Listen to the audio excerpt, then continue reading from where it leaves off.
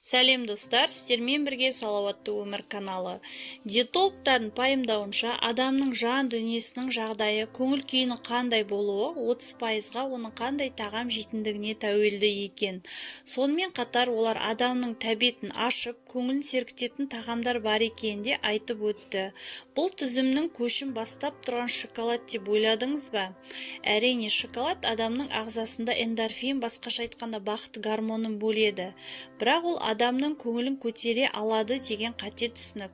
Ғалымдардың зерттеуінше, шоколадты көп жейтін адамдар керісінше қайғы-мұңға батуға құмар екен. Шоколадтың адам ағзасына әсері ішімдік не есірткі заттарындай уақытша болады екен. Өзіңізді шоколадпен қуантып, қайғыңызды бассаңыз болады. Алайда уақыт өте жағдайыңыз бұрынғыдан да қиынырақ болуы мүмкін. Бұл шоколадтың құрамында теобрамин, фенилетамин және кофеин сынды ынталандырғыш заттардың бар екендігімен түсіндіруге болады.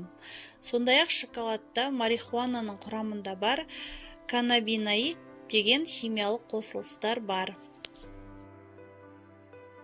Ал енді расында адам көңілін көтеріп, ағзаға жағымды әсер әкелетін тағамдар тізімімен таныс болыңыздар.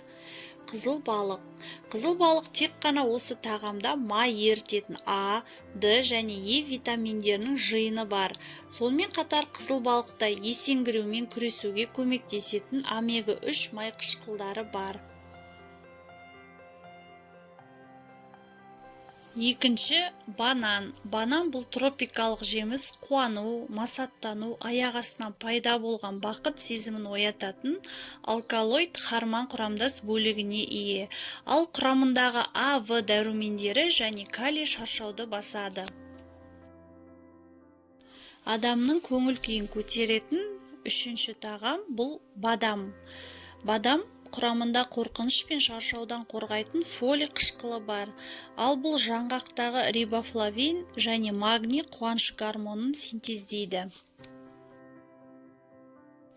Ірімшік. Ірімшік бұның құрамында көңіл күйді көтеретін тирамин, триптамин және фенилэтиламин амин қышқылдары бар.